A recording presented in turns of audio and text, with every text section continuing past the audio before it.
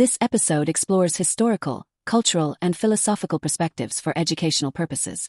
The interpretations and opinions expressed are based on academic and historical research and are not intended to represent or criticize any modern government, individual, or belief system.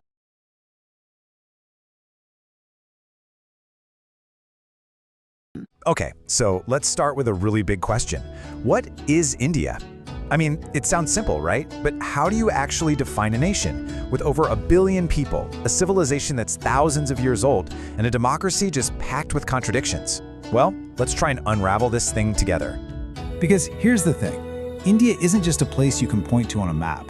It's so much more than that. It's a concept, a story, an idea that people have been debating and redefining for centuries.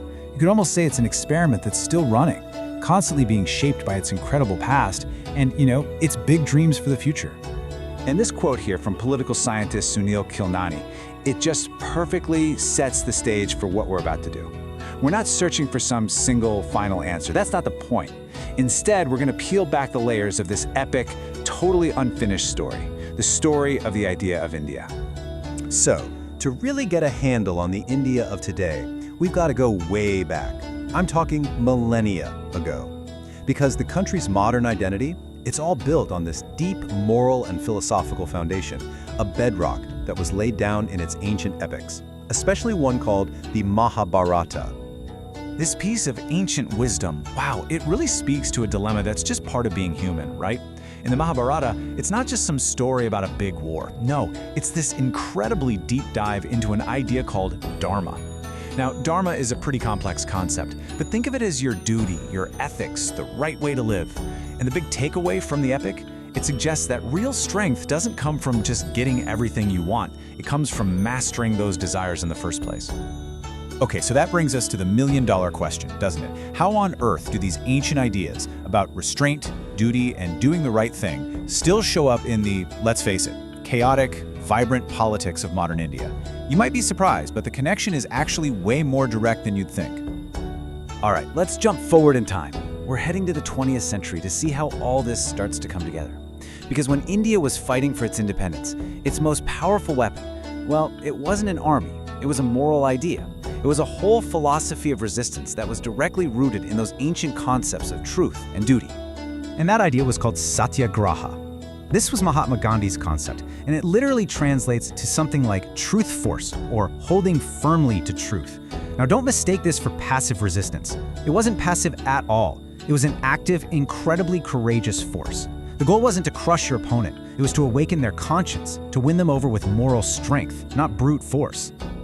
And this is where you really get to the radical heart of the whole thing. Gandhi argued that real strength, true strength, meant trusting your opponent even when they betrayed you. I mean, think about that. Believing that they could change required this immense courage. And it was this moral philosophy that literally became the engine driving India's freedom movement. So you've got this nation, born out of a moral argument, not a military one. And what does it do next? It launches the world's largest democratic experiment. And this is where the logic gets really wild, turning a lot of what we think we know about politics completely on its head. Think about it. In most democracies, it's the wealthy and the highly educated who tend to vote the most, right? Well, India completely flips that script. Here, it's the marginalized groups, the poor, the rural populations, the very people often left out of the conversation who actually show up and vote the most. So why is that? It's because for them, politics isn't some abstract debate. It's seen as a direct, tangible way to actually improve their lives. And to make sure all that participation actually leads to real representation, the Indian Constitution has this pretty unique tool baked right in. Almost a quarter of the seats in the lower house of parliament are reserved. They're specifically set aside for candidates from what are called scheduled castes and scheduled tribes. These are communities that have faced historical disadvantages, and this system is designed to guarantee they have a voice where it matters, in the halls of power. But, and this is a really important but, it's not a perfect system, not by a long shot.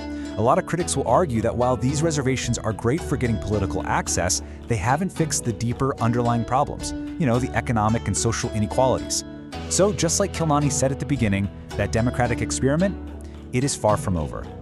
Which brings us to our final layer for today. How does the modern Indian state see itself right now? What's the official game plan for the future? And maybe most importantly, how does it try to balance its ancient past with its super modern ambitions? Well, the official ambition is all wrapped up in this one phrase, Viksit Bharat at 2047. Basically, it's this huge national project with a single goal, to achieve developed India status by the year 2047. That'll be the 100th anniversary of its independence. And the focus is, well, it's on everything. We're talking economic growth, digital infrastructure, sustainability, empowering citizens, the whole shebang. And this vision creates such a fascinating dynamic, doesn't it? I mean, you can see it right here. On one hand, you have the careful work of excavating ancient heritage sites. On the other, you've got these super data-driven government plans for what's next. It's a nation that's looking back at its roots and forward to its biggest dreams, all at the very same time. And look, this isn't just talk. There's real money and action behind it. Take a look at this chart. It shows the funding approved for a program called the Swadesh Darshan Scheme.